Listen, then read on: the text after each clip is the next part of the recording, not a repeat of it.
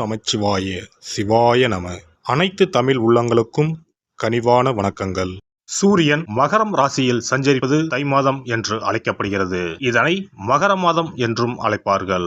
மகர ராசிக்குள் சூரியன் நுழைவதே மகர மாதம் ஆகும். பொதுவாக எந்த ஒரு நல்ல செயலையும் தை மாதத்தில் ஆரம்பிப்பதுதான் வழக்கம். இம்மாதத்தில் தான் சூரியன் தன்னுடைய வடதிசை பயணத்தை தொடங்குகிறார். உத்தராயண காலம் ஆரம்பமாகிறது. அதாவது தேவர்களின் உலகிற்கு தட்சிணாயனம் எனப்படும் 6 மாத இரவு காலம் முடிந்து உத்தராயணம் என்னும் 6 மாத பகல் காலம் ஆரம்பமாகும் என்பதே தை மாதத்தின் பெருமையாகும். தை பிறந்தால் வழி பிறக்கும் என்பார்கள். உத்திராடம் சிறந்த நட்சத்திரம். உத்திராடத்தில் பிள்ளையும் ஊர் எல்லையில் கொள்ளையும் என்பது பழமொழி. அதாவது உத்திராடத்தில் பிள்ளை பிறந்தால் உடனடியாக அவர்களுக்கு அருகிலேயே நிலம், வீடு அல்லது விளைநிலம் வாங்கும் யோகம் உண்டாகும். எனவே உத்திராடத்தின் ராசியான மகரத்தில் சூரியன் நுழைவது வெகு சிறப்பான ஒன்றாகும். தை மாதத்தில் பல்வேறு விரத நாட்கள் வருகின்றன. அவை தை வெள்ளி, தை அமாவாசை, தைப்பூசம், ரத சப்தமி, பீஷ்ம அஷ்டமி என பல்வேறு சிறப்பு வாய்ந்த நாட்கள் தை மாதத்தில் வருகின்றன. பல்வேறு சிறப்புகள் கொண்ட இந்த சீர்மிகு தை மாதத்தில் உங்கள் ராசிக்கான பலன்கள் என்ன என்பதனை அறிந்து கொள்வோம். தை மாத கிரக நிலைகளை பார்க்கும்போது சுக்கிர பகவான் விருச்சிகம், தனுசு, மகர ராசியில் பயணம் செய்கிறார். புதன் மற்றும் செவ்வாய் பகவான் தனுசு மற்றும் மகர ராசியில் சஞ்சாரம் செய்கின்றனர். சூரிய பகவான் மகர ராசியில் 29 நாட்கள் சஞ்சாரம் செய்கிறார். கும்ப ராசியில் சனி பகவானும், மேச ராசியில் குருவும், மீன ராசியில் ராகுவும், கன்னி ராசியில் கேது பகவானும் பயணம் செய்கின்றனர். சந்திர பகவான் சதயம் நட்சத்திரம் 4ஆம் பாதம் கும்ப ராசியில் இருப்பதன் மூலம் இந்த சீர்மிகு தை மாதம் ஆரம்பம் ஆகிறது.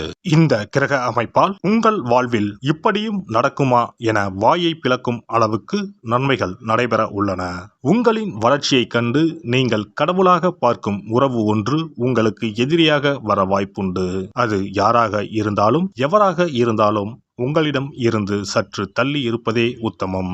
மேசராசி அன்பர்களே, உங்களின் ராசிநாதன் மாதம் முழுவதும் திரிகோணமாகவும் கேந்திரமாகவும் அதிர்ஷ்டகரமான யோக உயர்வுகளை கொடுக்கின்ற நிலையில் அமர்ந்திருக்க போகிறார். அதோடு 20 தினங்கள் வரை பரிவர்த்தனையாகவும் இருக்கிறார். இதனால் ஆரோக்கியம், குடும்ப சௌகரியம், அன்றாட வருமானம் உயர்ந்து குடும்பத்துக்கான அத்தியாவசிய தேவை, கடமை உடனுக்குடன் பூர்த்தியாகுதல் என்று சுறுசுறுப்பான வளர்ச்சிகளோடு இந்த மாதம் நகரும்.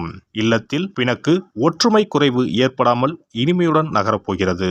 பொருளாதார தேவைகள் நிறைவேறும். அன்றாட பணி வேலை விஷயங்களில் தொடர்கின்ற சங்கடங்கள் விலகும். பம்பு, வழக்கு, வீண் வில்லங்கம், சிபாரிசு, ஜாமீன், விவகார தொல்லைகள் முடிவுக்கு வரும்.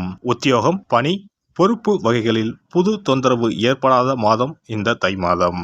பரணி நட்சத்திரக்காரர்களுக்கு உத்தியோகத்தில் திடீர் பதவி சுக்கிர கிரகத்தின் அனுக்கிரகத்தால் முதல் வாரம் கடந்த பிறகு கிடைப்பதற்கான அதிர்ஷ்டங்கள் நிரம்பி வழிகிறது. இம்மாதம் 14ஆம் தினத்துக்கு பிறகு இல்லத்தில் சுபகாரிய, திருமண சுப சடங்கு விசேஷங்கள் நடைபெறும்.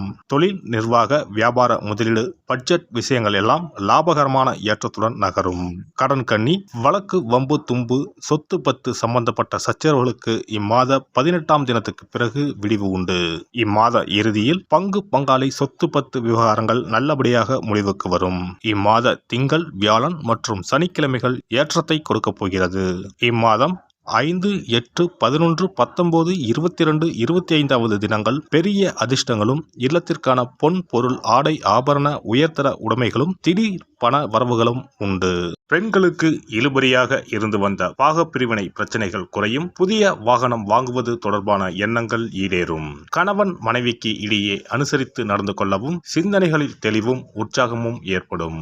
ஆடம்பர பொருட்கள் தொடர்பான விரயங்கள் உண்டாகும். எதையும் சமாளிக்கும் மனப்பக்குவத்தினை வளர்த்துக் கொள்வதற்கான வாய்ப்புகள் ஏற்படும். குழந்தைகளுக்கு சுபகாரியம் தொடர்பான முயற்சிகள் கைகூடும். வியாபாரம் நிமித்தமான சிந்தனைகள் அதிகரிக்கும்.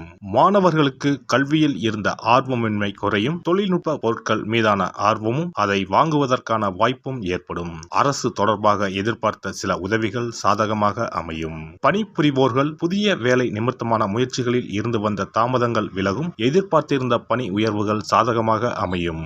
எதிர்பாலின மக்களிடம் கவனமாக இருக்கவும். வயதிலும் அனுபவத்திலும் குறைவாக இருப்பவர்களிடம் சூழ்நிலைக்கு ஏற்ப விட்டு கொடுத்து செல்வது உங்கள் மீது நன்மதிப்பை ஏற்படுத்தும். வியாபாரிகளுக்கு புதிய வியாபாரம் நிமித்தமான செயல்களில் தகுந்த ஆலோசனை பெற்று முடிவெடுக்கவும் அரசு தொடர்பான ஒப்பந்தங்கள் சிலருக்கு சாதகமான முடிவினை ஏற்படுத்தும். கொடுக்கல் வாங்கலில் விவேகத்துடன் செயல்படவும் வாடிக்கையாளர்களின் விருப்பங்களை அறிந்து சிறு சிறு மாற்றங்கள் செய்வதன் மூலம் லாபத்தை மேம்படுத்த முடியும். தொழில் நிமித்தமான போட்டிகள் குறையும். பங்கு வர்த்தகத்தில் ஈடுபாடுகள் ஏற்படும். கலை சார்ந்த துறைகளில் புதிய வாய்ப்புகள் ஏற்படும். உழைப்பிற்கு உண்டான முன்னேற்றம் கிடைக்கும். மனதில் புதுவிதமான சிந்தனைகள் உருவாகும். நண்பர்களை பற்றிய புரிதல்கள் அதிகரிக்கும்.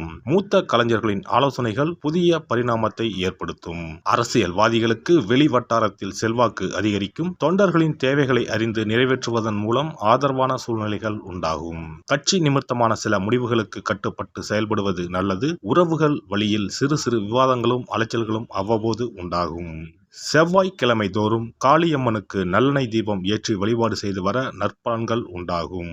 இனி தை மாதத்தில் கடைபிடிக்க வேண்டிய முக்கியமான விரதங்கள் என்னென்ன என்பதனை காண்போம். தை மாதத்தில் தைப்பூசம், தை அமாவாசை, ரத சப்தமி போன்ற விழாக்களையும், பைரவ வழிபாடு, வீரபத்திரர் வழிபாடு, தை வெள்ளி வழிபாடு போன்ற வழிபாட்டு முறைகளையும் இம்மாதத்தில் பின்பற்றுகின்றனர். தை கிருத்திகை முருகப்பெருமானுக்கு மிகவும் சிறப்பு வாய்ந்த நாளாகும். கார்த்திகை பெண்களை சிறப்பிக்கும் வண்ணம் கிருத்திகை திருவிழா கொண்டாடப்படுகிறது.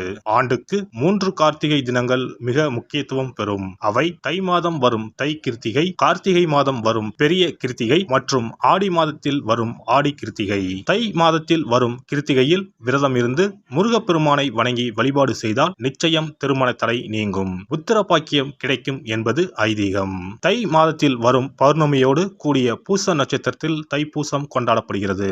இந்நாளில் சிவபெருமான் மற்றும் முருக கடவுளுக்கு வழிபாடு நடத்தப்படுகிறது. உமையம்மை வேலவனுக்கு சக்தி வேலை வழங்கிய நாள் தைப்பூசம் என்றும் கருதப்பட்டு வழிபாடு மேற்கொள்ளப்படுகிறது. இந்த தைப்பூச திருவிழா உலகெங்கும் உள்ள தமிழர்களால் சிறப்பாக கொண்டாடப்படுகிறது. தை அமாவாசை. தை அமாவாசை அன்று மக்கள் தங்கள் முன்னோர்களுக்கு தர்ப்பணம் எனப்படும் வழிபாட்டினை மேற்கொள்கின்றனர். ஆறு, குளம், கடல் போன்ற நீர்நிலைகளில் இவ்வழிபாடு மேற்கொள்ளப்படுகிறது.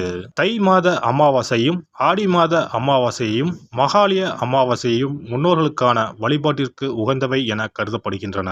இவ்வழிபாட்டின் மூலம் தாங்கள் செய்த பாவங்கள் நீங்குவதாகவும் குழந்தை பேறு, குடும்பத்தில் ஒற்றுமை, சுபிட்சம், மகிழ்ச்சி ஆகியவை கிடைப்பதாகவும் கருதப்படுகிறது. ரத சப்தமி. ரத சப்தமி என்பது தை மாதத்தின் வளர்பிறையில் வரும் சப்தமி திதி அன்று கொண்டாடப்படுகிறது. இந்நாளில்தான் சூரியன் தனது வட அரைக்கோள பயணத்தை தொடங்குகிறார். இந்நாளில் விரதம் மேற்கொள்வதால் ஆரோக்கியம், நோய் இல்லாமை, செல்வம், புத்திர பேறு, நீண்ட ஆயுள், பகைவர்களை வெல்லும் சக்தி, வெற்றி, நிலம், தானியம், புண்ணியம் ஆகியவை கிடைக்கும். மேலும் மனக்கவலை, வியாதி ஆகியவற்றை நீக்கும். வழியில்லாமல் தவிக்கும் போது வழிகாட்டும் இந்த ரத சப்தமி. பைரவ வழிபாடு. தை மாதத்தில் வரும் முதல் செவ்வாய்க்கிழமையில் இவ்விரதம் கடைபிடிக்கப்படுகிறது. தாமரை பூ மாலை, வில்வ மாலை, தும்பை பூ மாலை, சந்தன மாலை ஆகியவை பைரவருக்கு உகந்ததாக கூறப்படுகிறது.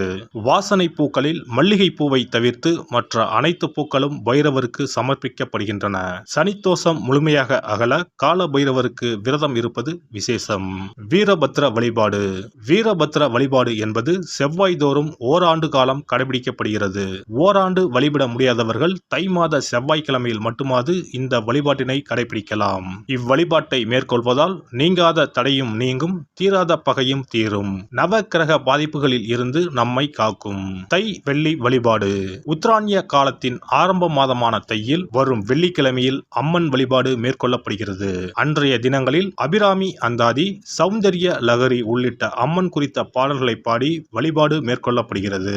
தை மாதத்தில் வரும் திருவிழாக்களை கொண்டாடி வழிபாட்டு முறைகளை பின்பற்றி இறையருள் கிடைக்கப்பெற்று வளமான வாழ்வு வாழ்வோம்.